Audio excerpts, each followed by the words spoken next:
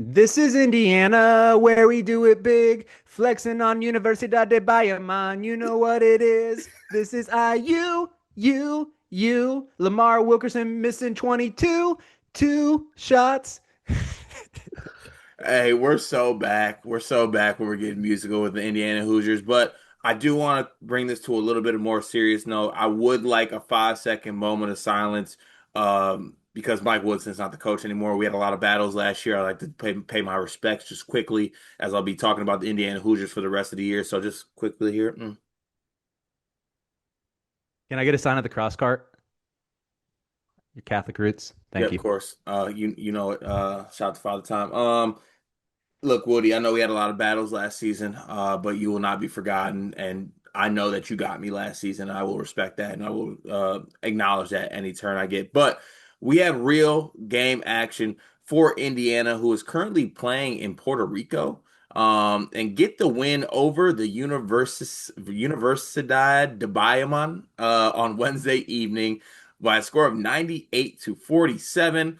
The Hoosiers were led in this game by Trent Sisley, the freshman, who had 21 points. Josh Harris had 12 points. Sam Alexis led them in rebounds with 12. Josh Harris posted a double-double, actually, with 10 boards as well. Indiana, as a team from two, shot almost 70% from the field. Now, I'll lay this out, right? When you go on these foreign trips, right? Obviously, the level of competition is different at every turn. This was a very, very bad team that they played. And they treated them like a very, very bad team in the end score. But Riley, I'll throw it to you first before we do like some deeper dives into kind of what we were able to see. This game was not live streamed, but there were some clips from the game, and we were also available to see a box score. So I understand someone's going to call us box score watchers. There was no game to watch, so I had to watch box scores and highlights. I'm sorry, that's what I had to take what's given to me here. But Riley, I'll throw it to you first for your initial thoughts on this. I like the way the offense moved the ball. They shared the ball really well. I think that's reflected in the assist numbers where you had, I believe, Wilkerson had 6 assists. Tate Conaway had a couple. He looked the part. I thought it was good to see him get a little pressure on the ball handler for, uh, I already said the name of the school at the top, Universidad. Universidad de Bayamón. Thank you. Yeah, to see him pressure the ball handler there. And yeah, but I think in terms of just from the highlight clips that we saw, I would say the spacing, the ball movement, multiple guys who can dribble, shoot, and pass should be a breath of fresh air for Indiana fans, even if some of the box score numbers that we'll get into maybe are not what you'd like to see.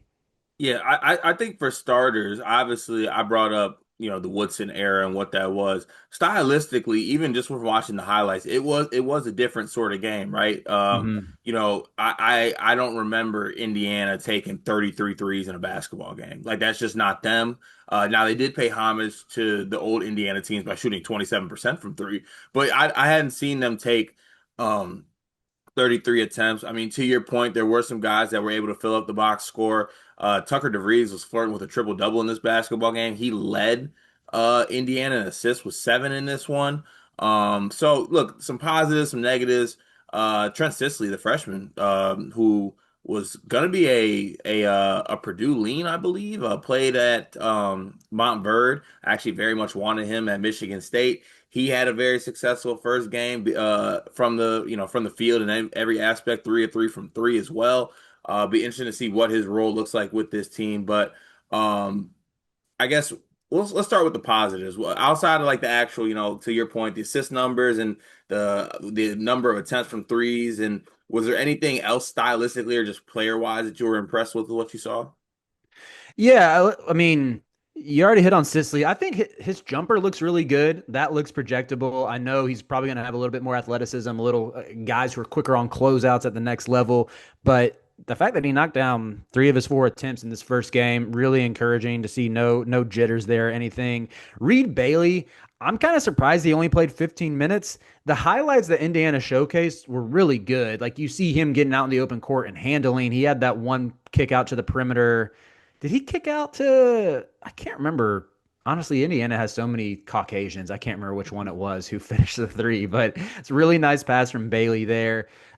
It's nice to see some guy like I think DeVries and Wilkerson are probably the biggest headline grabbers for this team. DeVries was someone who was on NBA radars 2 years ago, and I still think he is capable of going off for 20 any given night, even with his injury last season that ended his career, excuse me, ended his campaign after I think 9 games. Wilkerson, obviously the big transfer portal ad who scored nearly 20 a game at Sam Houston State. It's nice to see more of these ancillary pieces like a Tatum Connerway, like a Reed Bailey or Trent Sisley, guys who aren't afterthoughts, but are just seen as more of the contributors as opposed to the stars, having some nice moments in this one. Yeah, I Tatum Conaway, I feel like I haven't given him as much like talk or love this off season, just because I'm Lamar Wilkerson Hive. I'm just leading the charge, and we'll talk about his Mm-hmm. game in this one. But and it was Enright who I think he kicked it out to Bailey, who you were talking about. Which, by the way, I'm gonna get ahead of it right now. Connor Enright's a good player. I'm gonna be making jokes at his expense just because he has a look to him. I'm sorry, I just got That to do it. that'll be my negative when we get there. Not him and the player, but more so the role. I don't want to spoil it, but yes, we can keep with the positives for the time Yeah, he's being. he's got a Gabe Cup's face. Let's just say that. But as you're looking through this, Tatum Conaway had some really good moments in this one. Him kind of running the point guard. He had a steal too at half court. Kind of looking to maybe be a defensive like point of attack guy, but um, I think that Indiana was able to show some things. Also, just for people to kind of know as well, the starters in this one were Reed Bailey, Lamar Wilkerson, Connor Enright started, and Tucker DeVries and Tatum Connerway. So everyone played in this game, obviously, and they probably are going to in this one if if they're healthy. I think Jason Drake and Nick Dorn are both injured, and as well as Jordan Rayford, who all did not play in this game. But outside of that, I think you are going to see a lot of guys playing on this road trip, and they play again Saturday. They'll have a step up in competition, I think. So it'll be interesting to see kind of how that looks. But I think that's enough positive. It's time to get to the negatives. Uh, I am obligated to say this because Indiana fans are going to bully me if I don't. I get it. Y'all play with a FIBA ball. All right, sick. I'm glad you play with a FIBA ball so you can blame that. They were, let's see here. I want to make sure I get this right. 9 of 33 from 3-point range, 27%. Lamar Wilkerson took 14 shot attempts in this game. 13 of them were threes. He took one 2-point attempt. He missed it. He was 3 of 13 from 3-point range. Tucker DeVries was 2 for 7. Riley, when do we freak out? Because I think one game in, let's freak out a little bit. No, I'm kidding. Yeah, But let's like, freak out a little bit. should we freak out a little bit, or like what do we do here? I know our socials guy Jay Hart made this point, and he is a Purdue fan, so take it with a grain of salt. But building around Lamar Wilkerson did not lead to wins last year, and that would be the concern here. Is that this is supposed to be your alpha? Granted, he has a much better supporting cast, a better coach. It's August 7th. We're gonna overreact a little bit. Yeah, let's say he needs a big game. Whenever the second game in Puerto Rico is, I don't want to see 3 for 13 again. I want to see a more versatile shot diet. Like only attempting one shot inside the arc. That was one of my big sells on Wilkerson coming into the year was his versatility. He's more than just a shooter. And if you look at his shot chart last year, he was efficient all up and down the court. So to just get only, I mean, probably what I would guess would be a lot of settling if he shot Yeah, 13 threes in this one and only made 3 of them. yeah. And to that point, this is what I like to bring up. Put me on Indiana staff. All right, I'm not the head assistant because that's too much responsibility. I'm like the third down the bench. You know what I'm saying? Like I'm closer to the players than the coach. I'm grabbing Lamar at the first media time. I'm like, dog, you really gonna let Harris Santiago, Gilbert Vargas, and Armaldo Garcia keep you out the paint? Go get one. Mm-hmm. Like you don't need to take 13. Go get you. You got what? You're not just a shooter. Like obviously the shot is what is there, but at the same time, why does Fernando Osorio have you in a box right now? Go get a layup. Go get one to get you going. Or like right? This is a pitch for you to be a coach. I think you're making your case right now. It's very compelling. Look, even last year, just pulling up some of the advanced numbers, Lamar Wilkerson was in the 74th percentile in field goal attempts per game at the rim. Like the dude can get to the rim. He wasn't always the most efficient once he got there, but he can get to the rim. he did everything for Sam Houston last year. Most of his shots were unassisted. He's good with the ball in his hands, and yeah, I'm with you. I want to see him look at the man across from him and say that's food, and not just settle for jumpers. Yeah, and look, I think they'll have a bounce back game in the next one. I'm leading Lamar Wilkerson high, but the shot diet is just in a game like this, not something I would kind of want to see, especially when you're not shooting well from three. We'd like to see you get a couple of 2 pointers, get yourself going. You know what I'm saying? And early on, probably I guess you got to point this out too. The classic NFL training camp thing. Yeah, we kept the playbook very bland. You know, we don't want to show too much because teams are going to be very much locked in on our game against the Central University of Bayamon. But yeah, you gotta. It is a very vanilla game plan typically, and I guess we'll do this. Hoosier upstairs pub glass half full here. They put up 98 points in this one, and they only shot 27% from three. If they Yeah. made some threes, they might have put up 190. hmm Can I continue with some negativity though before Let's we get tie a it. bow on Oh, it? feed me. Don't ever ask if you need to. I just need someone to beat out Connor Enright for that starting two guard spot. Like I'm with you. You said he's a good player. I think he would be awesome in like a backup point guard role. The assist numbers play it out. Really capable of throwing lobs, really good on driving kicks. And I think he has a pretty good first step. Like his 3-point shooting is questionable. I think his form is kind of wonky, but he is like relatively explosive. He can get you a paint touch. Maybe explosive is a bridge too far. He can get you a paint touch, I'll say. Like there is a role that he can have on a good team.